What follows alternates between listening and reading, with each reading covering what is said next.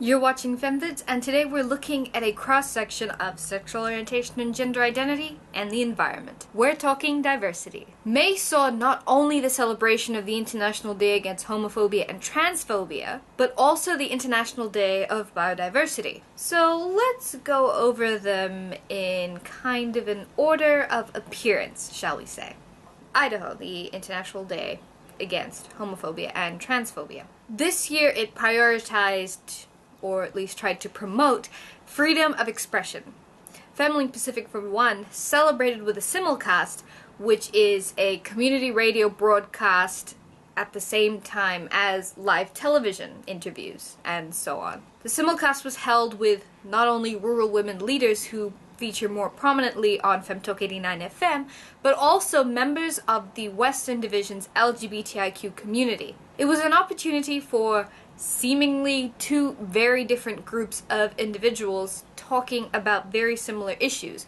Issues of basic discrimination, as well as the members from the LGBTIQ community being leaders in and of themselves alongside rural women leaders. So basically they were highlighting the larger issue of diversity not really incorporating itself into formal decision-making structures as much as it should be. In case in point, we all stand somewhere on the sexual orientation and gender identity spectrum. Whether you're straight, gay, trans, any of the different flavors and mixes, you are basically just like everybody else. You're different. And really what I want to share today is something that I've yet to truly master in terms of explaining, but let me give it a shot. However we feel about who we are or who we love, expressing ourselves is so important. And there is going to be a societal aspect to you because no man is an island and we all live in the community of the world. Therefore, when it comes to whoever we are and whoever we love, we should never be afraid to express those components of ourselves and of our expression and interaction with the rest of society. So that we're never scared to love just at the same time as we don't feel like we have to pretend what we like or what we don't like and so on because of the norm being put on this pedestal. So not having a norm on the pedestal and having communities and societies of acceptance and understanding and basically of equality is something that might seem really far away, but the thing is we need to start somewhere. And even in small increments, there still needs to be a start. So with small things counting in the long run, it's time to segue to May 22nd's International Day of Biodiversity. This year being the Year of Small Island Developing States, or SIDS, Biodiversity Day was all about the biodiversity of islands. Really, islands vary in terms of size and shape and how they're made and what they're made of and who lives there.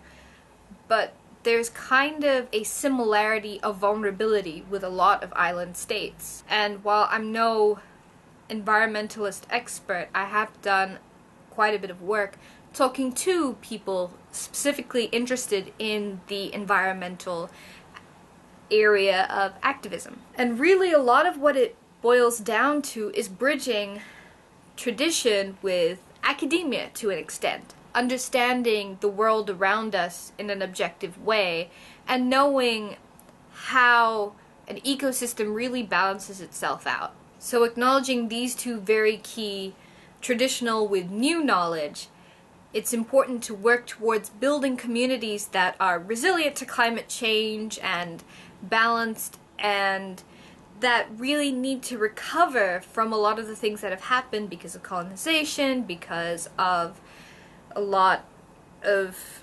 commercialization of natural resources and so on. We really need to heal for a lot of island communities and states. But at the same time we need to look at the mistakes that have been made because there are people that can no longer live in their traditional lands and so on. While I may not necessarily be a full-on environmental activist, even I know that the environment is part and parcel of the world that we live in. So as much as we want to get to people and say, hey, respect people, we need to respect the place in which we live and exist at the same time.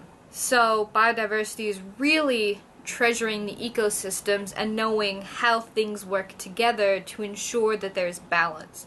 And at the same time, we need to give that balance, that equality to people that may be considered different but have every right to have the same rights and freedoms as people who are heteronormative have. Heteronormative is basically when you fit in the norm of being heterosexual and with your assigned gender roles and so on. So, protecting the world around us, whether it be the physical world or the people that live there, it's everybody's responsibility. And we need to work, whether in small steps or not, to making a better place.